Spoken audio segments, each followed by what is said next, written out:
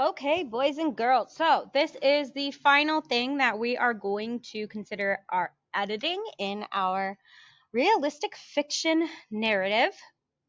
And it's just talking about conclusions and wrapping it up. Um, Today we're going to focus on different ways to wrap up your story. And then you're going to go back into your story and make sure that you did, in fact, wrap up your story, because conclusions are important. You don't want your reader to feel like there wasn't an end to the story. So there are different types of conclusions. We have the advice kind of ending or conclusion. So you are telling your reader what to do or what not to do. This is kind of nice because it kind of sums up like the whole meaning behind the story. So an example they give is, therefore, it is important to always listen to your parents. After all, they know best. So this is kind of just like the lesson that was learned throughout this story, and you're kind of just stating it at the end to wrap up the main idea. It's one way that you can end a story. Another way is, again, with, oh, that one's advice, so you should do this.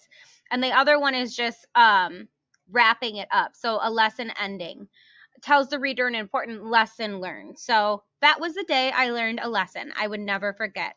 Now I know why my parents always pick up Fluffy when they open the door. Next time I will do the same. So what's the difference between these two? This one is giving advice. This one is not only giving the advice, but also the lesson learned behind the advice. Another way we can end it, and I'm sure you guys will like this, is a cliffhanger ending. So it leaves the reader hanging with another problem. Here's the key point to this one. You have to, whatever your problem is in your story, you do have to have a solution for it. But sometimes another problem arises right after, and that's what we call a cliffhanger. So please don't forget to give a solution in your story.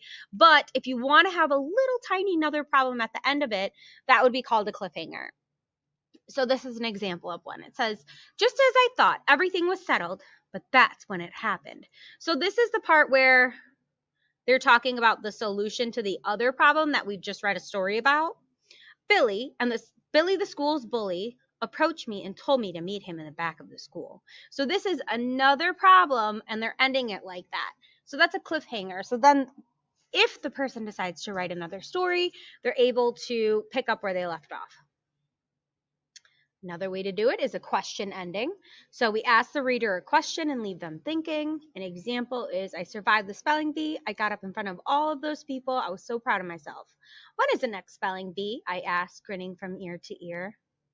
So this is just a way to, I don't know, wrap it up and make your reader think, I wonder when the next spelling bee could be, because they're kind of thinking like in the future.